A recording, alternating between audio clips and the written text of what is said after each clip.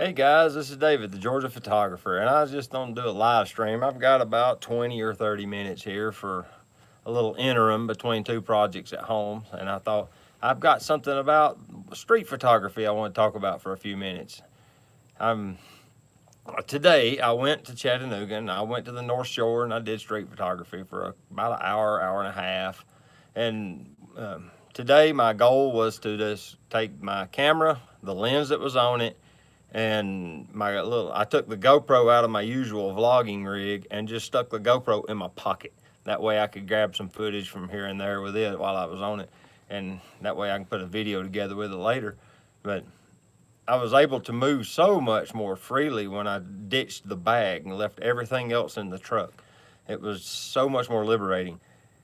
My lens of choice today was the 28mm Nikkor AIS. That lens turns into about a 35mm equivalent. So your field of view seems to be like a 35mm on regular cameras. So that tells me that I like my subjects to be a little closer. It gives me, some of the stuff was still too tight. At times I wished I had, wider even, but 28 seemed to work really well.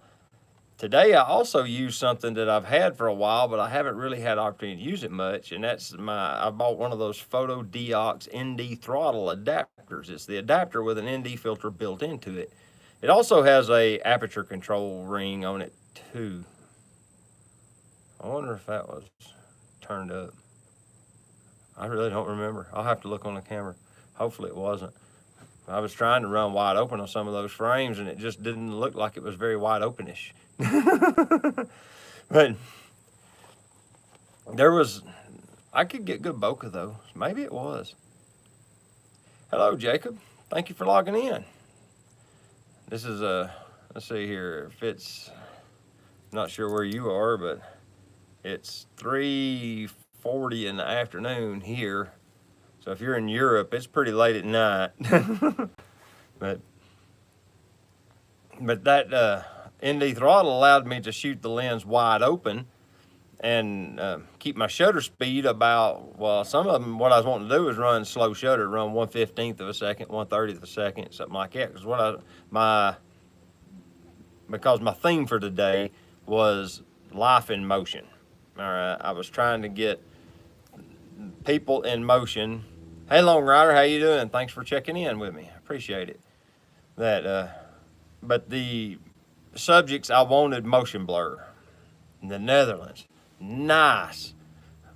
So Europe isn't too late in the day. It's got to be about 8 or 9 o'clock in your world. It's got to be closing on bedtime. But yeah, I was able to slow down the shutter and just add the ND filter as I needed. I basically just dialed it until I watched the histogram center up in the display. And that was how I was setting my exposure. I wasn't really concerned with what the exposure meter on the side was telling me. I just looked at the histogram, and when it pushed into the center, I called it good and let it take the frame. But that would allow me to blur things like joggers. I got some pretty cool photos today. That vlog will look awesome once I get it all put together and edited.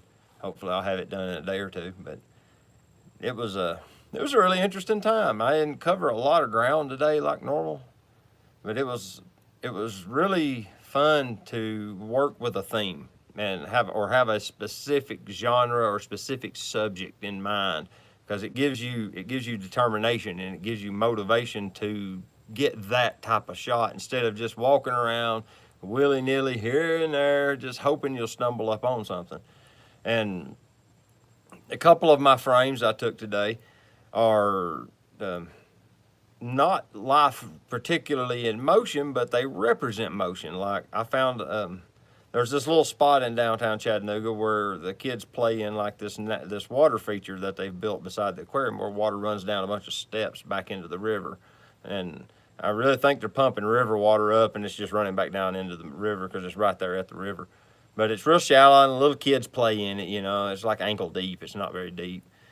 And someone has set a pair of children's sandals up on the high wall at the top of this feature beside the trash can.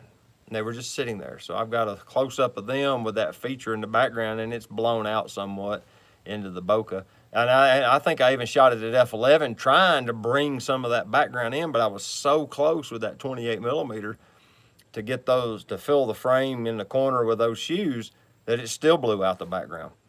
You know, that's something that kind of catches me by surprise at times, because I'm not really used to the background bokeh being so profound when you're running crop sensor cameras. And the XT3, I seem to get real good results, especially with like manual focus lenses, you know, full frame or whatever you call it. F-mount lenses. That's what I was running today, was a Nikon F-mount. But it worked really well. What do you guys find when you're doing street photography? Do you pick a specific subject? Or do you even do street photography, for one? But do you pick a subject and then chase that subject? Because today the Life in Motion gave me a goal or a target to aim for. And once I did that, I started looking for things that would give me that goal to look for. So it seemed like it made it easier. And I've watched a couple of YouTube videos. I found a fellow named Pablo in England. He does the Streets of London series, and he's with that theme. It's given him, you know, what's the right word for it? Not motivation. That's the wrong word.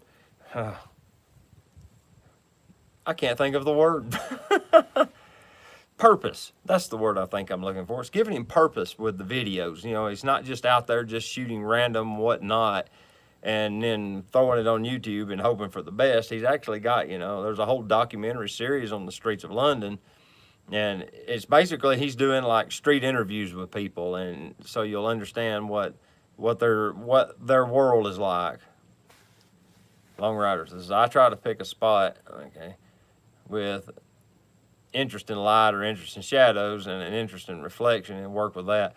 Yeah, today it was from 10:30, 10-ish to about noon was my window. So I had noon, midday sun. So there was a few places with some shadows, but most of it was almost directly overhead.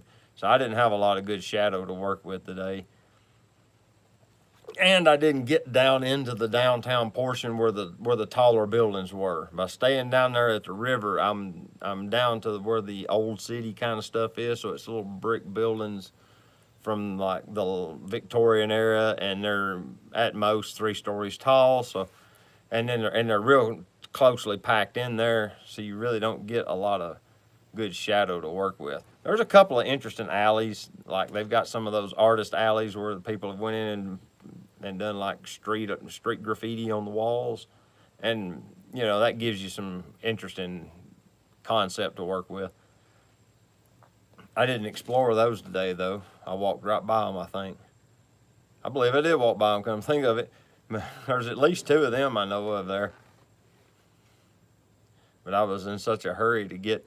My goal was to get across the river before it got too sunny and get under the bridge, because there's a area on the other side, on the south side of the river, that's under the bridge that allows you to get architectural shots. And I've got 1 or 2 of those that are really interesting architectural photos as well.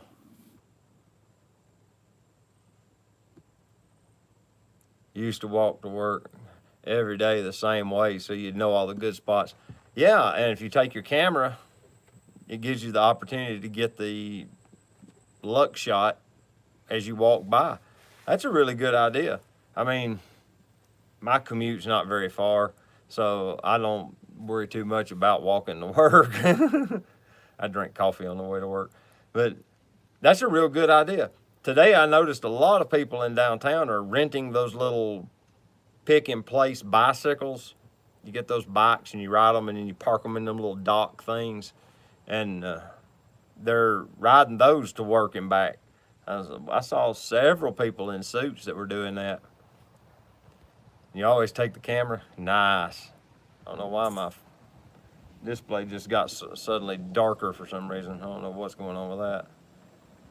Maybe it's caught some light somewhere. Let me see.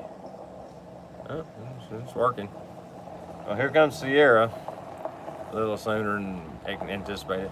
But yeah, I've gotten to where I take my camera everywhere I go when I go somewhere now. And then, because you never know what's going to appear out of nowhere to allow you to get a good frame. It really just, you never know.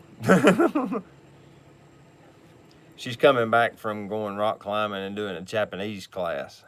We're going to work on the chicken coop together for a little while. I've already been down there putting some stuff together on it. So, oh look, now there's going to be a cloud move over. There goes my light. I'm using simulated window light here. I'm in the edge of the carport, and the end of the house is illuminating me from this side. I'm getting a big diffused light source from that, and the driveway is reflecting up. And that's where I'm getting my lighting for this at. Plus, there's a floodlight shining straight at me that's not turning off for some reason. I went out scouting this afternoon. Oh, wait a minute. Who we got here? It says, I went out scouting this afternoon for some landscapes. The light was too intense. Some possibilities. Doing that while I'm at work. uh-huh. You want to be on the live stream? Sure. There you go. Sorry. She's my hair. See how she's in direct sun? Yeah. I'm not, because I sit under the edge of this shed. I have that like good lighting though. Uh-huh. Kind of. It's pretty bad actually. See, there's the sun. Yeah. There's the shade.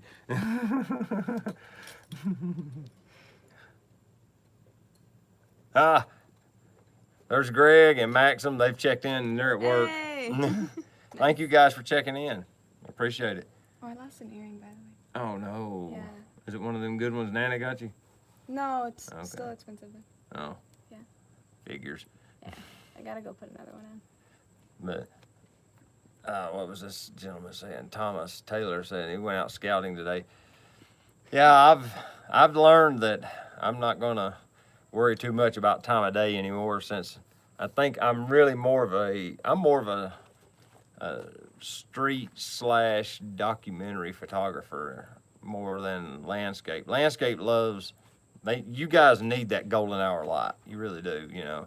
The blue hour and the golden hour, it gives you the dramatic lighting. I mean, you can do it at other times now, like in fog or whatever, but that's the magic with that. I'm gonna go bring my stuff in and I'm ready to go build the chicken coop. All right, about 5 minutes. Okay. Yeah, but that's what I learned today, was that there's no such thing as bad light. There's just different light. Learn to work with the light you have, and you'll be able to take photography anytime. That's what I figured out. I just took an ND filter and throttled back all that bright sun, and I was able to get motion blur in full sun. Just shooting black and white in the middle of the day, or infrared. Yeah, I actually ordered a red ND filter, or a red number 25. I'm gonna play with that with black and white because it'll add contrast. No, I haven't. I still haven't bought any additional Fujinon lenses yet. I almost bought one the other day. Actually, I almost bought an XH1. I found a secondhand one with a 60 millimeter macro lens on it. You can tell I come from Nikon. That was about $300 under the going rate. I almost pulled the trigger on it, talked myself out of it. Gas or giant softbox for macro work, and that's like the best. The other day I was walking around and I think it was when I did the 50 millimeter f1.4. I even showed I had no shadow.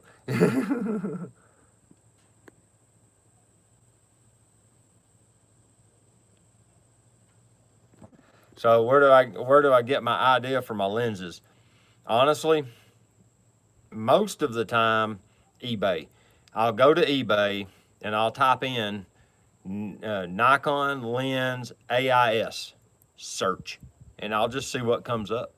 And then I'll start looking through them, and I'll typically sort it by price and then I'll put the minimum threshold at about $30. That way it'll sort out like the lens caps and the little widgets and like filters and stuff. It'll filter all that out for me because they'll usually be less than $30, and then you'll start seeing the lenses, and I'll just scroll through them, just kind of go shopping for the used lenses, and and then I'll start finding models I like, and then I'll start Googling them to see if they're just a real terrible lens. You know, if the general consensus from the internet of days gone by is that like the 24 millimeter AI or AIS by Nikon is pretty bad. It's a pretty bad lens. I've got one I bought before I did any real research, but it's pretty universally accepted that that lens is terrible. But the 28 is like a pinnacle of their achievement. You know, so I'll look at that and I'll base my choices off of that most of the time.